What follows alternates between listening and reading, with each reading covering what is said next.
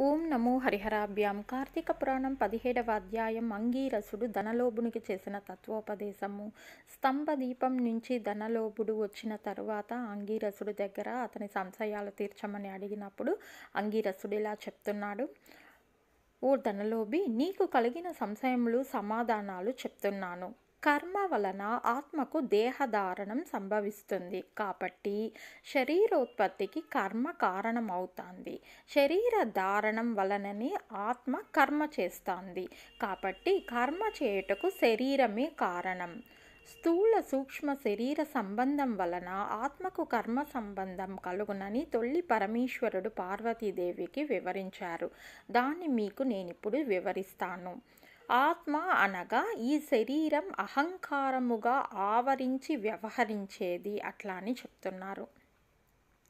ఓ మునీంద్ర, నేనింతవరకు ఈ దేహం ఆత్మ అని భావిస్తుని కనుక ఇంకనూ వివరంగా చెప్పండి అట్లా అని అడుగుతున్నారు. అప్పుడు అహం బ్రహ్మాయను వాక్యార్థం గురించి నాకు తెలియచేయండి అట్లా అని కూడా ధనలోభుడు అడుగుతున్నాడు. అప్పుడు ధనలోభునితో అంగీరసుడు చెప్తున్నాడు: ఈ దేహం అంతఃకరుణ వృత్తి సాక్షియే. నేను, నాది అని చెప్పబడేది జీవాత్మయే. అహం అనే శబ్దము సర్వాంతర్యామి సచ్చిదానంద స్వరూపమైనదే పరమాత్మ. నహ అను శబ్దము. ఆత్మకు ఘటల వలె శరీరం అర్థం లేదు.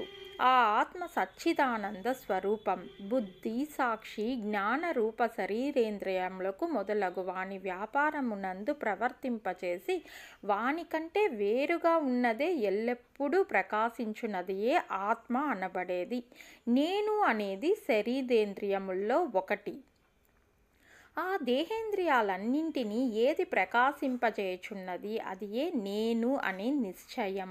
అందుచేత అస్థిరమగు శరీరము కూడా నామరూపములతో నశింపవలసిందే. ఇట్టి దేహమునకు జాగ్రత్త స్థూల సూక్ష్మకార శరీరములు మూడింటినందు నేను, నాది అనే వ్యవహరించే ఆత్మ అని గ్రహించుము. ఇనుము సూదంటి రాయిని అంటిపెట్టుకొని తిరిగేటట్లు శరీర ఇంద్రియములు దానిని ఆశ్రయించి తిరుగుతూచుండని అది ఏ ఆత్మ. అట్లే అవి ఆత్మ వలన తమ పనిని చేయుచు నిద్రలో శరీరేంద్రియాల సంబంధం లేక గాఢ నిద్రపోయే మేల్కొన్న తర్వాత నేను సుఖనిద్రపోతిని, సుఖంగా ఉన్నింది అనుకునేది ఆత్మ. దీపం గాజు బుడ్డిలో ఉండి ఆ గాజును ప్రకాశింపచేసేటట్లు ఆత్మ కూడా దేహేంద్రియాలని ప్రకాశింపచేస్తుంది. ఆత్మ పరమాత్మ స్వరూపమగుట వలన దీనికి దారాపుత్రాదులు ఇష్టమగుతున్నారు. అట్టి విశేష ప్రేమస్పదను వస్తువేదో అది ఏ పరమాత్మ అని గ్రహిస్తాము. తత్వమసి మొదలైన వాక్యములందు త్వం అను పదమునకు కించిత్ జ్ఞానాత్వాది విశిష్టముంది.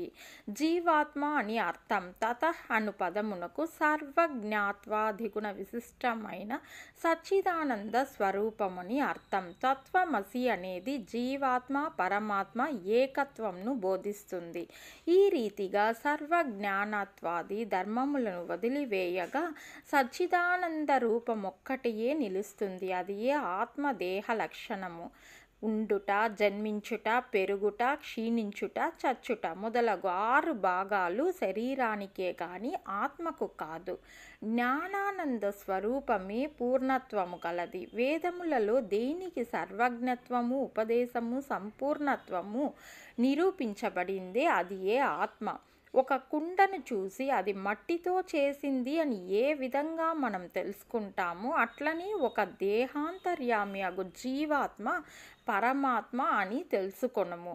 జీవులచే కర్మఫలం అనుభవింపచేసేవాడు పరమేశ్వరుడనియు జీవుల కర్మఫలం అనుభవింతురునయు తెలుసుకొనుము.